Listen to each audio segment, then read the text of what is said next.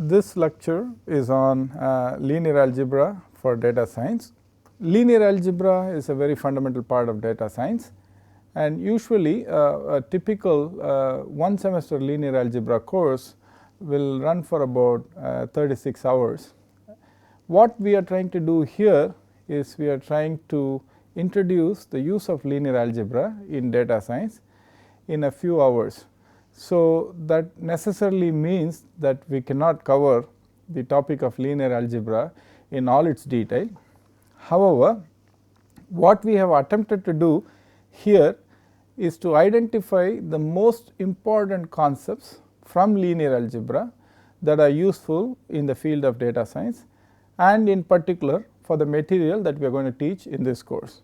So, in that sense, we have crystallized a few important concepts from linear algebra that the participants should learn and understand. So, that is one thing that I would like to mention right at the beginning.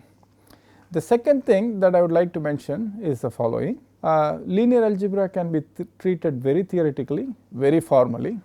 However, in this short module on linear algebra, which has relevance to data science, what we have done is we have tried to explain the ideas in as simple a fashion as possible without being too formal. However, we do not do any hand waving, we teach linear algebra in a simple fashion. So, that is another thing that I would like you to remember as we go through this material. So, we first start by explaining what linear algebra is useful for. So, when one talks about data science, data representation becomes an important aspect of data science, and data is represented usually in a matrix form, and we are going to talk about this representation and concepts in matrices.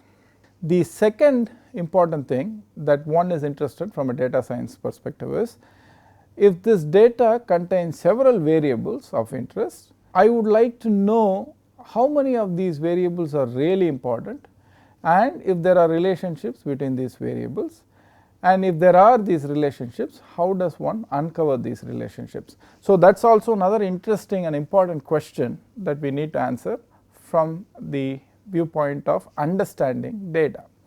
Linear algebraic tools allow us to understand this, and that is something that we will teach in this course. And the third block that we have basically says that the ideas from linear algebra become very important in all kinds of machine learning algorithms. So, one needs to have a good understanding of some of these concepts before you can go and understand more complicated or more complex machine learning algorithms. So, in that sense also linear algebra is an important component of data science. So, we will start with matrices. Many of you would have seen matrices before. I am going to look at matrices and summarize the most important ideas that are relevant from a data science viewpoint. What is a matrix? A matrix is a form of organizing data into rows and columns. Now, there are many ways in which you can organize data. Matrix provides you a convenient way of organizing this data. So, if you are an engineer and you are looking at data for multiple variables at multiple times, how do you put this data together in a format that can be used later is what a matrix is helpful for. Now, matrices can be used to represent the data, or in some cases matrices can also be used to represent equations, and the matrix could have the coefficients in several equations as its component. Now, once we generate these matrices, then you could use the linear algebra tools to understand and manipulate these matrices, so that you are able to derive useful information and useful knowledge from this data. So, let us start and then try and understand how we can understand and study matrices. As I mentioned before, matrices are usually used to store and represent data on machines, and matrix is a very natural approach for organizing data. Typically, when we have a matrix, it is a rectangular structure with rows and columns. In general, we use the rows to represent samples, and I will explain what I mean by this in subsequent slides, and we use columns to represent the variables or attributes in the data. Now, this is just one representation. It is possible that you might want to use rows to represent variables and columns to represent samples, and there is nothing wrong with that.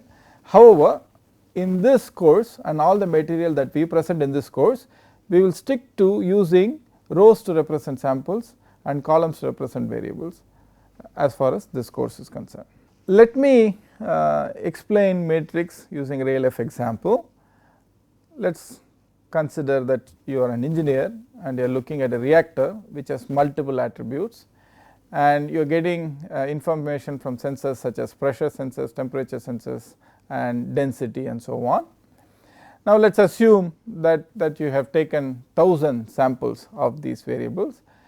Now, you want to organize this data somehow so that you can use it for purposes later.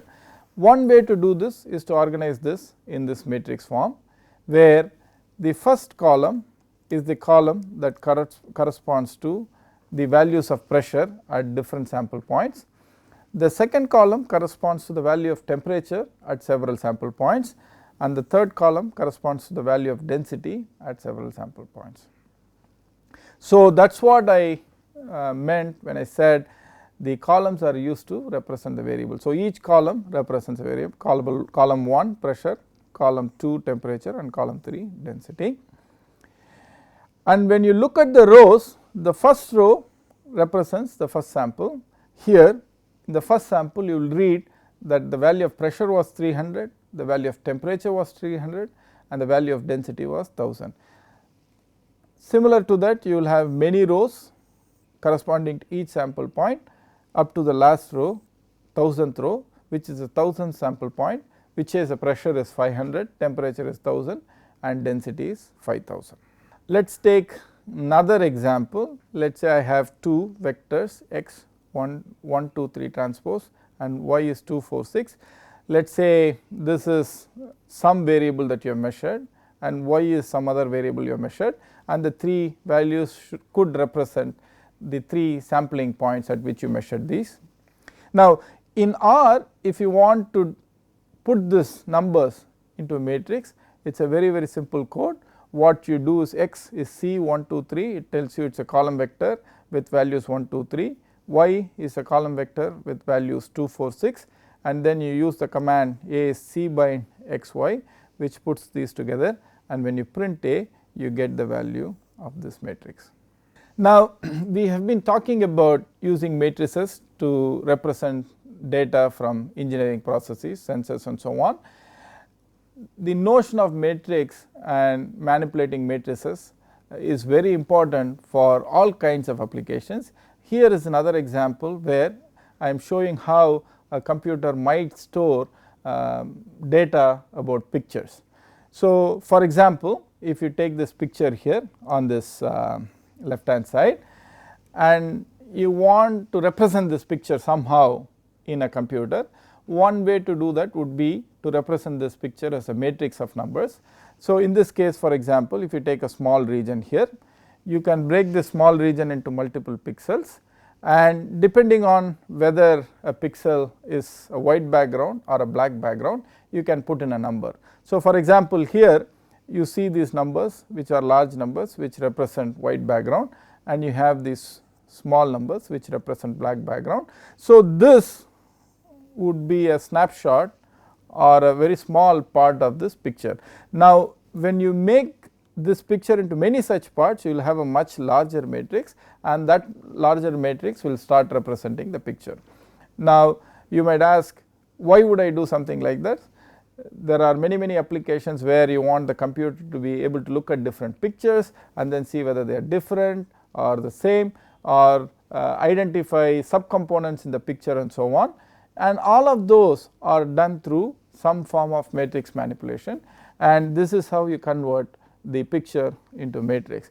Now, notice that while we converted this matrix, we have again got into a rectangular form where we have rows and columns where data is filled as a representation for this picture.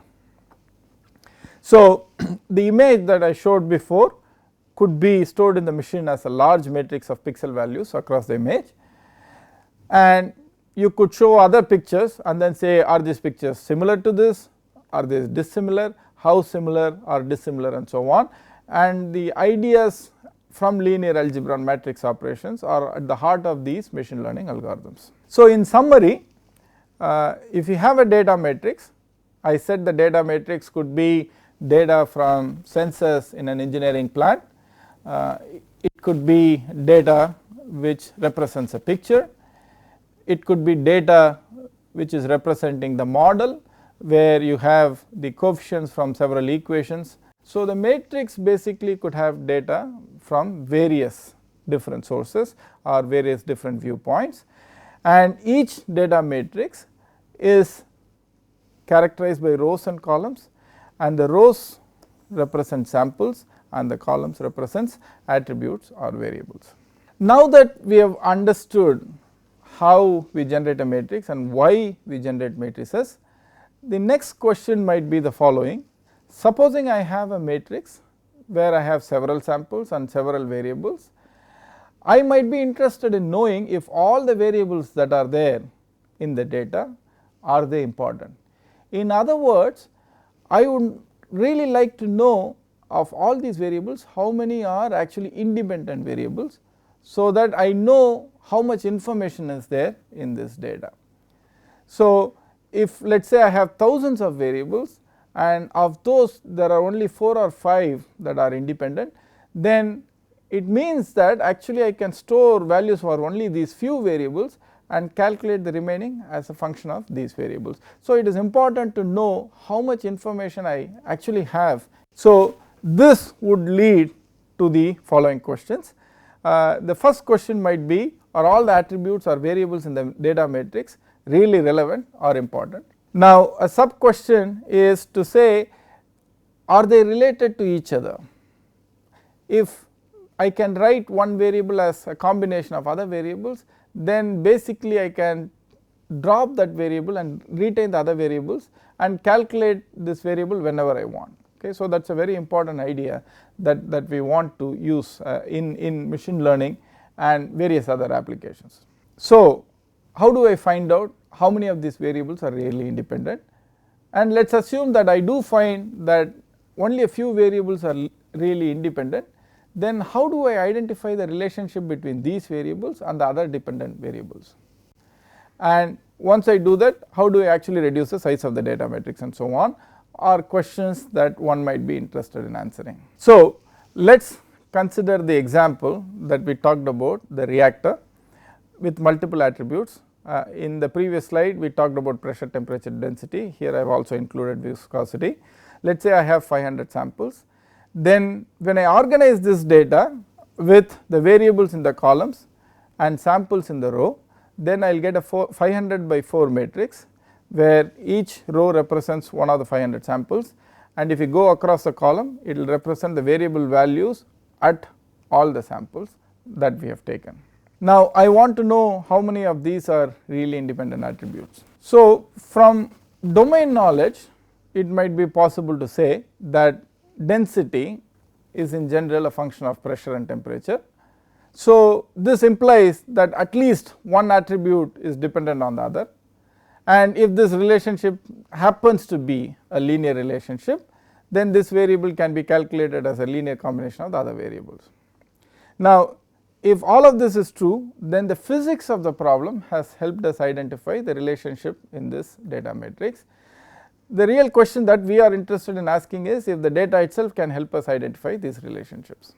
Let us first assume that we have many more samples than attributes for now, and once we have the matrix, when we want to identify the number of independent variables, the concept that is useful is the rank of the matrix, and the rank of the matrix is defined as the number of linearly independent rows or columns that exist in the matrix.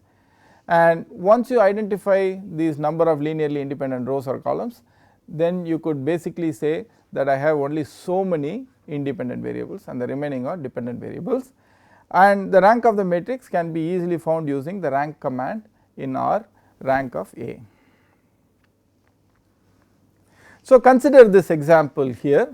where I have this A matrix which is 1 2 3 2 4 6 1 0 0. If you notice this matrix has been deliberately generated such that the second column is twice column 1. So, in other words, the second column is dependent on the first column, or you could say the first column is dependent on the second column.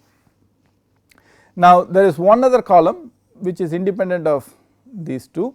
So, if you think about this matrix, there are 2 independent columns, which basically means there are 2 independent variables.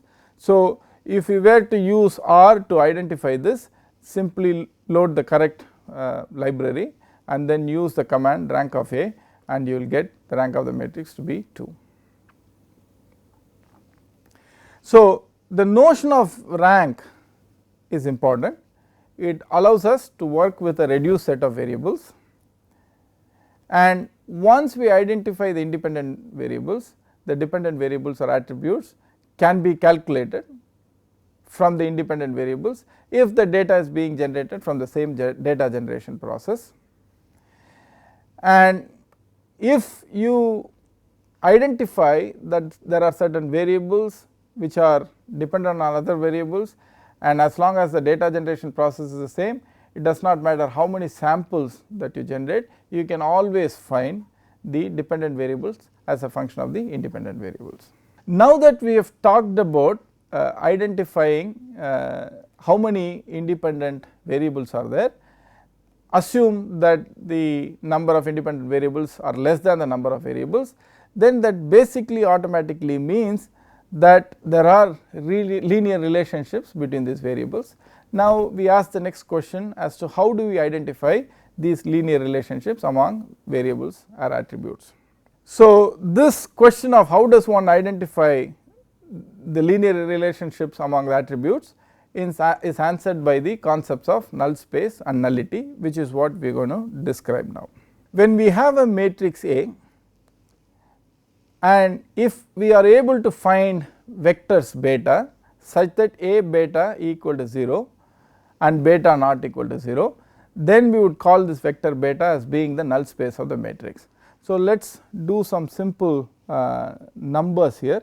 For example, if A is a 3 by 3 matrix, because beta multiplies A, beta has to be 3 by 1, and the resultant will be some 3 by 1 vector, and if all the elements of this 3 by 1 vector are 0, then we would call this beta as being in the null space of the matrix.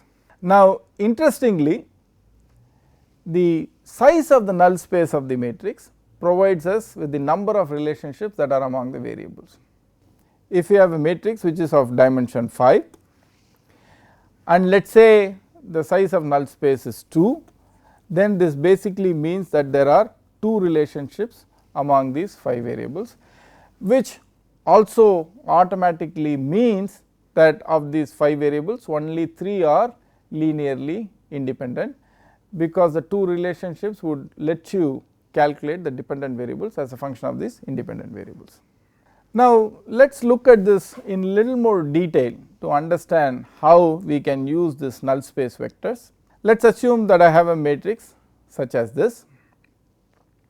Now, if there is a beta, which is what we have written here, such that A times beta equal to 0, as I mentioned in the previous slide, if I have this matrix of this dimension, and if I multiply beta with this matrix, then on the right hand side there are going to be several elements, and for beta to be the null space of this matrix, every one of the elements has to be equal to 0.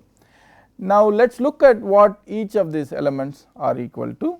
So, if you take the first element on the right hand side, that would be a product of the first row of this data matrix and this beta vector, which would basically be x11 beta 1 plus x12 beta 2 all the way up to x1n beta n equals 0.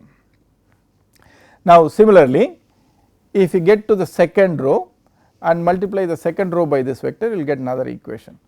So, if you keep going down, for every sample, if you write this product, you are going to get an equation.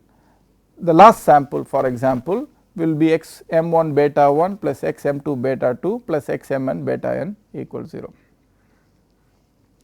Now, there is something interesting that you should notice here. This equation seems to be satisfied for all samples. So, what this basically means is, irrespective of the sample, the variables seem to hold this equation, and since this equation is held for every sample, we would assume that this is a true relationship between all of these variables or attributes. So, in other words, this beta 1 to beta m gives you in some sense a model equation or a relationship among these variables. So, one might say that this equation can generally be written as x1 beta 1 plus x2 beta 2 all the way up to xn beta n is 0, where you can take any sample and substitute the values of the variables in that sample at x1 x2 up to xn, and this is to be satisfied. So, this is a true relationship. So, this is what we have said again here. Notice that if a beta equal to 0, every row of a when multiplied by beta goes to 0. So, this implies that the variable values in each sample behave the same. So, we have truly identified a linear relationship between these variables. Now, every null space vector corresponds to one such relationship, and if you have more vectors in the null space, then you have more relationships that you can uncover. So, we will demonstrate this example, this with a further example. So, this Rank-Nullity Theorem basically says the nullity of matrix A plus the rank of matrix A is going to be equal to the total number of attributes of A or the number of columns of the matrix. So, the nullity of A tells you how many equations are there. There are so many vectors in the null space. The rank of A tells you how many independent variables are there, and when you add these two, you should get the total number of variables that is there in your problem. So, to summarize, when you have data, the available data can be expressed in a form of a data matrix, and as we saw in this lecture, this data matrix can be further used to do different types of operations. We also defined null space. Null space is defined as a collection of vectors that satisfy this relationship A times beta equal to 0. So, this basically helps in identifying the linear relationships between the attributes or the variables directly, and the number of such vectors or number of such relationships is what is given by the nullity. Nullity of the matrix tells you how many relationships are there or how many vectors are there in the null space. Let us take some examples to make these ideas little more concrete. Let us take a matrix A which is 1 3 5 2 4 6. A quick look at this matrix and the numbers would tell you that these two columns are linearly independent, and subsequently because these columns are linearly independent, there can be no relationships among these two variables. So, you can see that the number of columns 2, since they are independent, the rank is 2. Since the rank is 2, nullity is 0, right, because both the variables are independent, you cannot find a relationship. If you were able to find a relationship, then the rank should not have been 2. So, this basically implies that null space of the matrix A does not contain any vectors, and as we mentioned before, these variables are linearly independent. Now, if you want to do the same thing in R, what you do is you define the matrix A, which basically is done using this command. This n columns equal to 2 tells you how many columns this number should be put in. So, since there are 2 columns, these numbers will be partitioned into 1 3 5 2 4 6, and as we saw before, you can actually get the rank of A, and you can print the number of columns, you can print the rank, and you can print nullity, which is the difference between columns and the rank, number of columns and the rank. Now, let us take the other example that we talked about, where I mentioned that we have deliberately made the second column twice the first column. So, in this case, as we saw before, the rank of the matrix will be 2 because there are only 2 linearly independent columns, and since the number of variables is equal to 3, nullity will be 3 minus 2 equal to 1. So, when we look at the null space vector, you will have one vector which will identify the relationship between these 3 variables. So, to understand how to calculate the null space, let us look at this example. So, we set up this equation A beta equal to 0 and we know we will get only one beta here, and beta we have written as B1, B2, B3, and when we do the first row versus column multiplication I will get B1 plus 2 B2 equals 0. When I do the second row and column multiplication I will get 2 B1 plus 4 B2 equal to 0, and when you do the third multiplication you will get B3 equals 0. Now, the second equation, which is 2 B1 plus 4 B2 equal to 0, is simply twice the first equation. So, that does not give me any extra information. So, I have dropped that equation.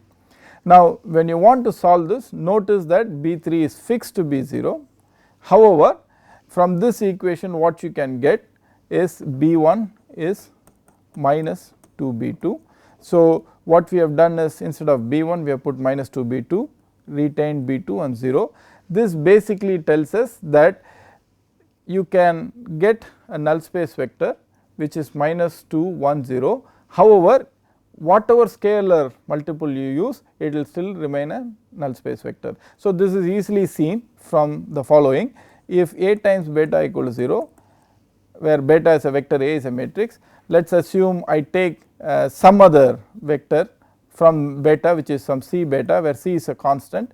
Then if I plug it back in, I will get A times C beta equal to 0, which, because this is a scalar, I can take it out, C A beta equal to 0. Since this is 0, C times 0 will be 0. So, this will be also 0 vector. So, whenever beta is a null space vector, then any scalar multiple of that will also be a null space vector. That is what is seen by this K here. Nonetheless, we have a relationship between these variables, which is basically saying minus 2 x1 plus x2 equal to 0 is a relationship that we can get out of this null space vector. So, to summarize this lecture, as we saw, a matrix can be used to represent data in rows and columns representing samples and variables respectively. Matrices can also be used to store coefficients in several equations, and which can be processed later for further use. The notion of rank gives you the notion of number of independent variables or samples. The notion of nullity identifies the number of linear relationships, if any, between these variables, and the null space vectors actually give us the linear relationships between these variables. I hope this lecture was understandable, and we will see you again in the next lecture. Thank you.